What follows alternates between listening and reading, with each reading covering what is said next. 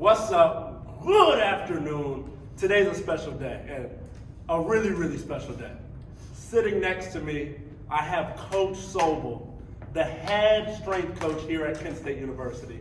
One of the greatest guys I've ever met. And as you can see, I've never interviewed a staff member or even an adult, to say the least.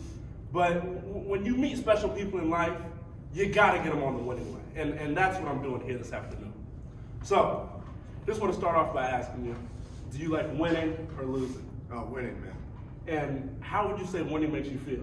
Great. Great. Where just that it gets that fire going inside. It motivates you to do everything that you go through. You know, the whole entire year that you work. It's just a very special feeling that you strive for all the time. Yeah. So you being a strength coach, it's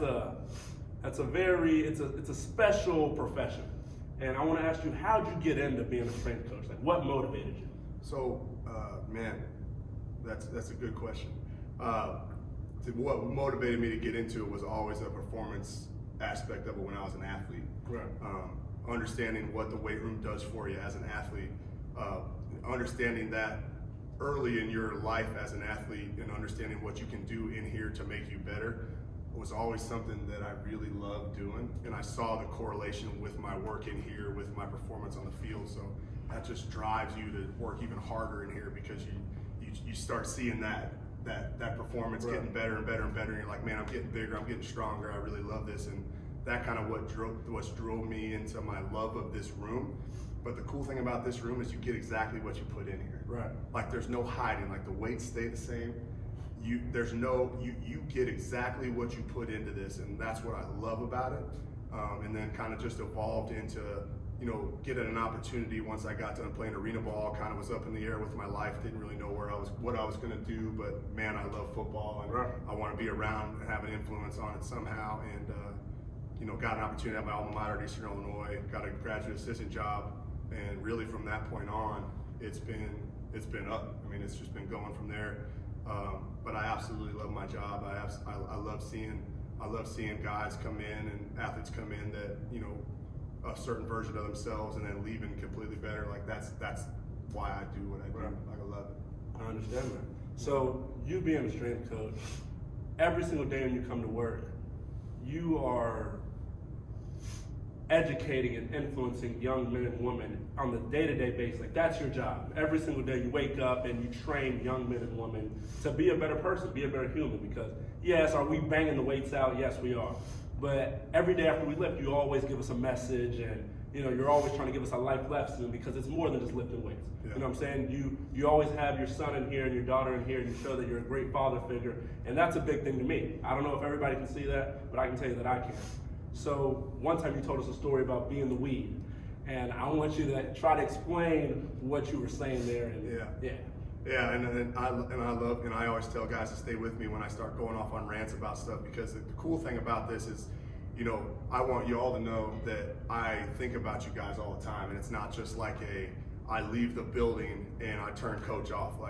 It's an all the time thing, and all these little funny little life stories that I can relate back to you guys and give you real life examples of these things that happen in real life is something that I take a lot of pride in. I want you guys to understand that it is about growth, not just in here, but all the time, and being a good human. And if I can have an influence on that, I want to make sure I do.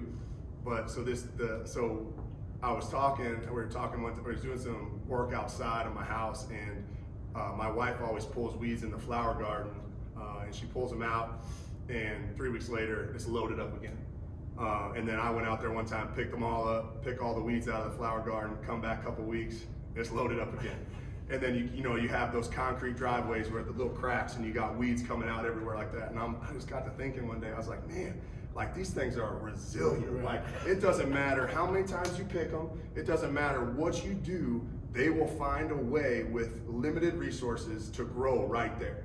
They don't care about any other situation. They're not focusing. I'm talking about it like it's a person. Human, right? But at the same time, I'm relating. I'm looking at those things, and I pick them out, and 3 weeks later, they're there again. I'm like, man, I was like, that's not a bad mentality to have. I'm gonna go tell my guys, be a weed. Be so resilient that it doesn't matter what anybody does to you. You're gonna survive. You're gonna be there no matter what. If you want to grow there, you're gonna grow there. And like, you know, that's the stuff. I'm in my headphones, I'm doing my yard work and like thinking about you guys. But like thinking about ways to kind of, you know, relate things to you. But, you know, that's a silly story, but that hit, that hit, you know, that hit a little bit. And, you know, I said something the other day to you guys about, you know, reading a book with my daughter and relating a story to that.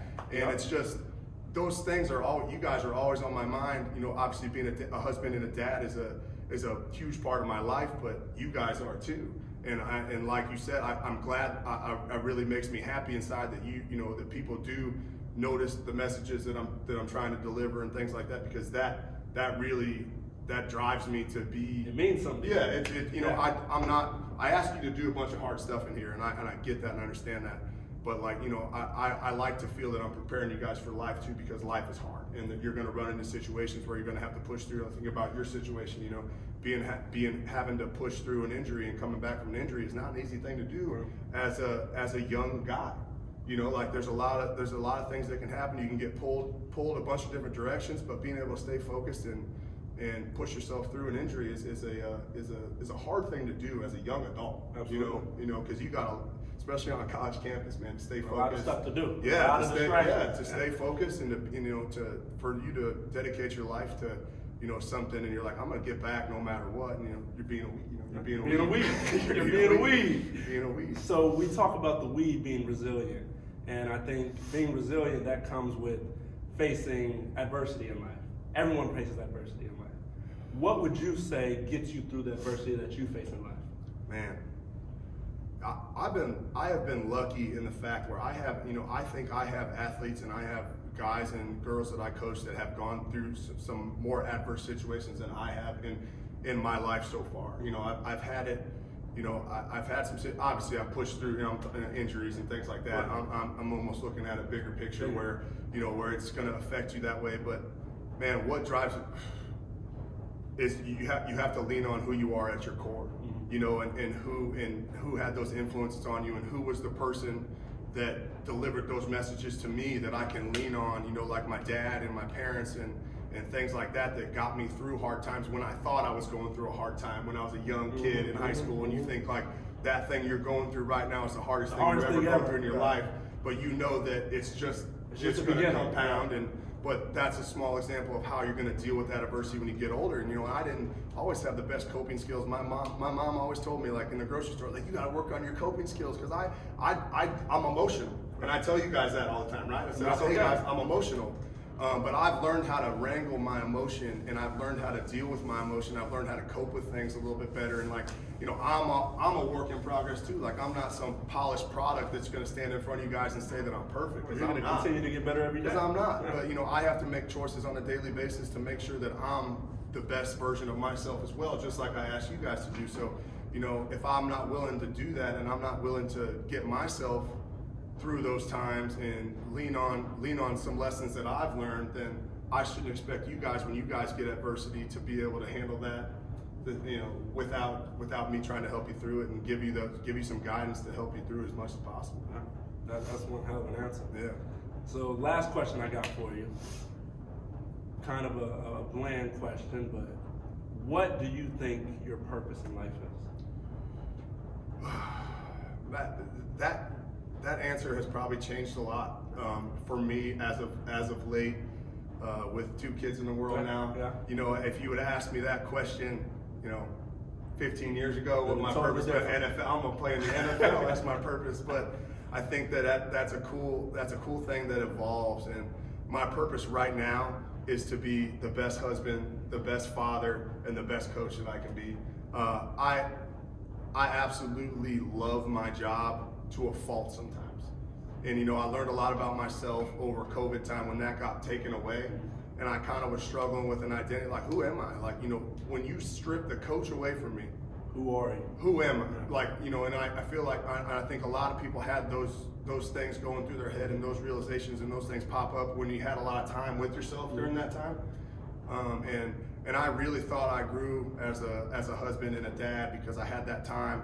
And I felt like I was neglecting my coach side, but it wasn't. I was just spending my energy at a different side. And I always feel like if I spend too much energy somewhere else, then I'm taking it away from the coaching side.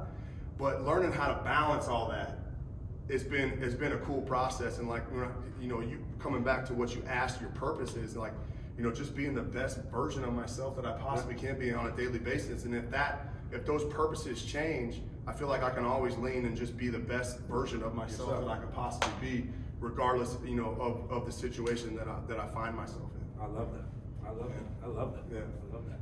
Well, I just want to say I appreciate you doing this with me this afternoon.